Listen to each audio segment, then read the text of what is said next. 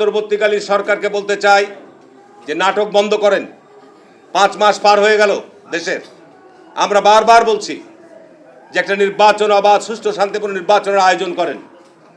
নির্বাচনের মধ্য দিয়ে যতক্ষণ পর্যন্ত একটি নির্বাচিত সরকার না আসবে, আজকে দ্রব্যমূল্যের সংকট বলেন, যানজটের সংকট বলেন, এই যে আজকে প্রেস ক্লাবের সামনেই সিএনজিওয়ালারা ধর্মঘট আপনার রাস্তা অবরোধ করছে, আপনার আজকে অটো রিক্সা করে ঢাকা শহর ভরে গেছে, সারা জায়গায় এ ব্যাপারে আপনার রাজনৈতিক সিদ্ধান্ত নিয়ে কাজগুলো আপনার সমাধান করতে হবে। এরা পারবে না। কিন্তু আজকে যারা সংস্কারের কথা বলছেন, সংস্কার, মানুষ এত সংস্কার বুঝে না।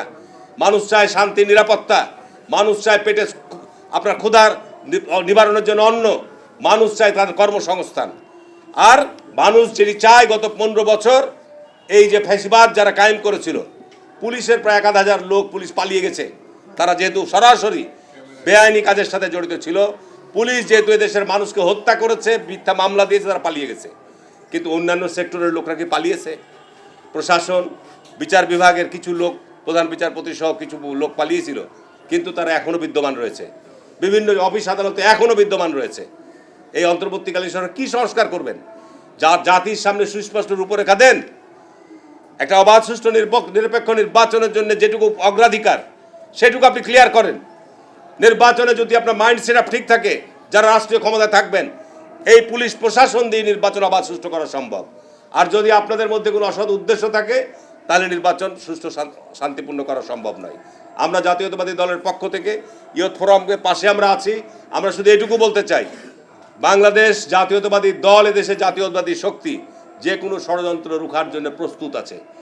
আমরা অপেক্ষা করছি সরকারের কাছ থেকে ক্লিয়ার স্পষ্ট বক্তব্য জানতে চাই। যদি সরকার এই নির্বাচনের ব্যাপারে সুস্পষ্ট ঘোষণা এবং সুস্পষ্ট ব্যাখ্যা না দেয়, আমরা মনে করব যে একটা ষড়যন্ত্র চক্রান্ত এই সরকারের ভিতরেই রয়েছে। সুতরাং আমরাও কিন্তু সুস্পষ্টভাবে এটা মোকাবেলা করার জন্য রাস্তায় নামতে বাধ্য। আমরা সমর্থন দিচ্ছি, আমরা সহযোগিতা দিচ্ছি। তার অর্থ এ নয় যে আপনি দীর্ঘসূত্রিতা করবেন। দেশের মানুষের অর্থনৈতিক সংকট বাড়বে, দেশের মানুষের সামাজিক সংকট বাড়বে, দেশের বিভিন্ন প্রাতিষ্ঠানিক সংকট বাড়বে। এইটি আমরা কোনোভাবে বরদাস্ত করব না, এটি আমরা বরদাস্ত করব না। বক্তব্য বাড়ালাম না। আজকে মাননীয় প্রধান অতিথি উনি ওনার গুরুত্বপূর্ণ বক্তব্য দেবেন।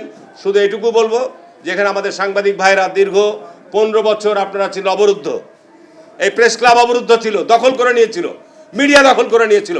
আজকে মিডিয়াগুলোতে নাটক তৈরি করা হতো। সারা দেশব্যাপী আপনার এই গুমের ঘটনা, বিচারপতি হত্যার ঘটনা, আপনার নাশকতার ঘটনা, আপনার এই বিভিন্ন রকম জঙ্গির ঘটনা যেভাবে সাজিয়ে প্রচার করা হতো দিনের পর দিন, সব মিথ্যা। আজকে তারা সব পালিয়ে গেছে। আমি মিডিয়াকেও বলবো যে আজকে এই সংকট, এই সমস্যাগুলো আপনারা নিরপেক্ষভাবে আপনাদের গণমাধ্যম, ইলেকট্রিক মাধ্যমে তুলে ধরবেন। আমি মনে করি যে যেহেতু গণমাধ্যমের মধ্য দিয়ে আমরা অনেক কিছু জানতে পারি, আমরা জানতে পারবো সব কিছু। আর বক্তব্য না বাড়িয়ে আমাদের আজকের এই আয়োজনে আমাকে আমন্ত্রণ জানার জন্য আমি ধন্যবাদ জানাচ্ছি ইয়ুথ ফোরামকে। এবং ইনশাল্লাহ ভবিষ্যতেও এই ইয়ুথ ফোরামের মতো সংগঠনের জায়গা থেকে রাস্তায় এই সমস্ত দাবি